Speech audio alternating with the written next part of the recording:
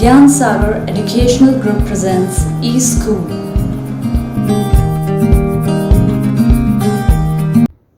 अब इसका अगला भेद है तत्पुरुष समास। तत्पुरुष समास में क्या होता है कि जिस समास के समस्त पद का पूर्व पद संज्ञा होता है एवं गौण होता है, यानी कि वह छुपा हुआ होता है, और जो उत्तर पद होता है वही प्रधान होता है। यानी जो संज्ञा का पहला पद जो होता है वो संज्ञा का होता है और जो उत्तर पद होता है वो प्रधान होता है। यानी कि जो संज्ञा है वह भी पूरी तरह से दूसरे पद पर ही निर्भर करती है, उसे हम तत्पुरुष समास कहते हैं। इसके विग्रह में कर्ता और संबोधन को छोड़कर अन्य सभी कारक चिन्हों का प्रयोग किया जाता है, किंतु समस्त पद में कारक चिन्हों का लोप हो जाता है। हम तत्पुरुष समास में पहले देखते हैं कर्म तत्पुरुष। हम इसमें कर्ता कारक चिन्ह का प्रयोग नहीं करते हैं, हम यहाँ पर पहले कर्म तत्पुरुष का प्रयोग यहाँ पर करते हैं। इसका जो समस्त पद है वह है यश प्राप्त, यानी यश को प्राप्त, स्वर्गगत स्वर्ग को गया, शरणागत शरण को आगत, परलोक गमन यानी परलोक को गमन, गिरहकट यानी गिरह को काटने वाला, और एक और उदाहरण है इसका मरणासन यानी मरण को आसन्न। अब हम विभक्ति चिन्ह करण से तत्पुरुष समास के उदाहरण देखते हैं। करण से, ठीक है, तो इसका समस्त पद है गुण युक्त, यानी गुण से युक्त। तुलसीकृत, तुलसी द्वारा कृत, यहाँ पर करण कारक में से, के द्वारा ये सारे विभक्ति चिन्हों का प्रयोग किया जाता है, ठीक है। हस्तलिखित, हस्त से लिखित, हाथ से लिखित। मन माना, मन से माना। दयार्द यानी दया से आर्द्र। अब है संप्रदान तत्पुरुष। संप्रदान में के लिए कारक चिन्ह का प्रयोग किया जाता है, तो इसके उदाहरण इस प्रकार है। आराम कुर्सी यानी कि आराम के लिए कुर्सी। क्रीड़ा क्षेत्र, क्रीड़ा के लिए क्षेत्र यानी खेल के लिए क्षेत्र। गौशाला, गौ के लिए शाला, गाय के लिए शाला। विद्यालय, विद्या के लिए आलय। देशभक्ति, देश के लिए भक्ति। पाठशाला, पाठ के लिए शाला। अब इसके आगे के उदाहरण है अपादान तत्पुरुष समास। इसमें से विभक्ति चिन्ह का प्रयोग किया जाता है, यानी कि अलग करने के उद्देश्य से। रोग मुक्त, रोग से मुक्त।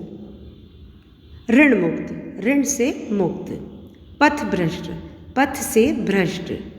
भयभीत, भय से भीत। धनहीन, धन से हीन। गुणहीन, गुणों से हीन। जन्मांध यानी जन्म से अंधा। और देश निकाला यानी देश से निकाला। अब अगला उदाहरण है संबंध तत्पुरुष समास। इसके अंतर्गत संबंध बताया जाता है, जैसे अछूतोद्धार, अछूतों का उद्धार। अमृत धारा, अमृत की धारा। आज्ञानुसार, आज्ञा के अनुसार। उद्योगपति, उद्योग का पति। गंगा तट, गंगा का तट। गृहस्वामी, घर का स्वामी या ग्रह का स्वामी। घुड़दौड़, घोड़ों की दौड़। जलधारा यानी जल की धारा। जल प्रवाह, जल का प्रवाह। आखिरी में है इसके राजपुरुष यानी राजा का पुरुष। अब है अधिकरण तत्पुरुष। इसमें विभक्ति चिन्ह में, पर आते हैं। इस आधार पर इसके उदाहरण इस प्रकार हैं। आत्मविश्वास, आत्मा पर विश्वास। आनंद मग्न, आनंद में मग्न। आप बीती, आप पर बीती। घुड़सवार, घोड़े पर सवार। ध्यान मग्न, ध्यान में मग्न। नीति निपुण, नीति में निपुण। कला निपुण, कला में निपुण। समास का तीसरा भेद है कर्मधारय समास। इसके अंतर्गत जो पहला पद होता है वह विशेषण और दूसरा पद विशेष्य होता है, और इसी तरह से या इसमें जो एक पद होता है वह उपमान होता है और दूसरा पद उपमेय होता है। आइए अब हम कर्मधारय समास के कुछ उदाहरण देखते हैं, जिसमें पहला है विशेषण और विशेष्यवाचक के उदाहरण। विशेषण हम सभी जानते हैं कि जो शब्द संज्ञा और सर्वनाम की विशेषता बताते हैं उन्हें हम विशेषण कहते हैं, और इन शब्दों की विशेषता बताने वाले शब्दों को हम विशेष्य कहते हैं। इस आधार पर उदाहरण देखिए, नील गगन, नीला है जो गगन, वह गगन की विशेषता बता रहा है कि वह नीला है, तो यहाँ पर नीला विशेष्य हो। अंधकूप, अंधा है जो कूप। कायर पुरुष, कायर है जो पुरुष।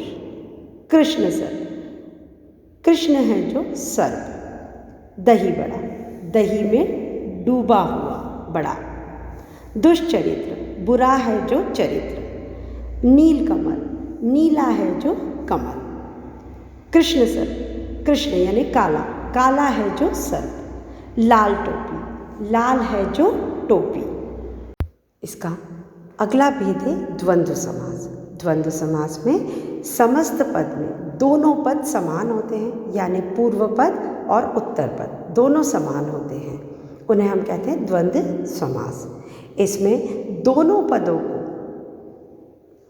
यहाँ पर दोनों पदों को हम समान रूप से लिखते हैं और उनके मध्य स्थित और जो है उसका लोप हो जाता है, और यहाँ पर योजक चिन्ह का प्रयोग किया जाता है। इसके उदाहरण कुछ इस प्रकार हैं, जैसे इसका समस्त पद है आशा निराशा, इसके बीच में योजक चिन्ह लगा है। अब इसका जब हम विग्रह करेंगे तो बीच में और आ जाता है, या आ जाता है। तो इसका पहला है आशा निराशा, आशा और निराशा। अन्न जल, अन्न और जल। अपना पराया, अपना और पराया। अमीर गरीब, अमीर और गरीब। घी शक्कर, घी और शक्कर। जन्म मरण, जन्म और मरण। यश अपयश, यश और अपयश। रात दिन, रात और दिन। राम लक्ष्मण, राम और लक्ष्मण। भला बुरा, भला और बुरा। स्त्री पुरुष, स्त्री और पुरुष। लाभ हानि, लाभ और हानि। द्विगु समास, इसमें क्या होता है कि इस समस्त पद में इसका उत्तर पद प्रधान हो जाता है, और जो पूर्व पद होता है यानी कि पहला पद होता है वह संख्यावाची होता है, तब हम उसे द्विगु समास कहते हैं। इसे पहचानना बहुत आसान होता है, क्योंकि इसका जो पहला पद होता है, पूर्व पद होता है, वह संख्यावाची होता है, और यह समूह का द्योतक होता है, यानी ये समूह के रूप में दर्शाता है, और इसमें भी पूर्व पद तथा उत्तर पद में विशेषण और विशेष्य का संबंध दर्शाया जाता है। इसलिए द्विगु समास और कर्मधारय समास को एक दूसरे का उपभेद मानने की भूल कर जाते हैं, परंतु इन दोनों में अंतर है, जो कि हम आगे चर्चा करेंगे। आइए अब हम इसके उदाहरण देखते हैं। नवरात्र यानी 9 रातों का समूह। पंचवटी, 5 वटों का समूह। दोपहर, 2 पहरों का समूह। यहाँ सदुर समूह दर्शाता है बेटा, ये पहले भी हम आपको बता चुके हैं। चौमासा, 4 मासों का समूह। अष्टाध्यायी, 8 अध्यायों का समूह, यानी 8 अध्यायों का समूह। दशाना, 10 मुँह का समूह। अब समास का छठा और अंतिम भेद है बहुव्रीहि समास। जिस समास के समस्त पद का कोई भी पद न हो बल्कि कोई अन्य पद प्रधान हो, यानी इसमें जब पद होता है, इसमें जो पूरा जो आपका समास होता है, वह जो पद होता है वो पूरी तरह से किसी अन्य पद पर आश्रित होता है या उसका गुण दर्शाता है, उसे हम बहुव्रीहि समास कहते हैं। आइए अब हम बहुव्रीहि समास के उदाहरण देखते हैं। इसका समस्त पद है पहला नीलकंठ, यानी नीला है कंठ जिसका, किसका, अर्थात शिव का। यहाँ पर शिव के बारे में बात की गई है। पंचानन, पंच है आनंद जिसके, अर्थात शिव। षडानन, छह है आनंद जिसके, अर्थात कार्तिकेय। चक्रपाणि, चक्र है पाणी यानी हाथ में जिसके, जिसके हाथ में चक्र है उसे कहते हैं विष्णु। यहाँ पर तीसरे ही अर्थ में प्रयोग किया गया है। चंद्रशेखर, चंद्र है शिखर यानी माथे पर जिसके, अर्थात शिव। अब यहाँ हमने क्रमवार समास के 6 भेदों का अध्ययन किया। अब इन उपयुक्त उदाहरणों से ही सिद्ध होता है कि समस्त पद के विग्रह से ही निर्धारित होता है कि वह किस समास के अंतर्गत आता है। धन्यवाद।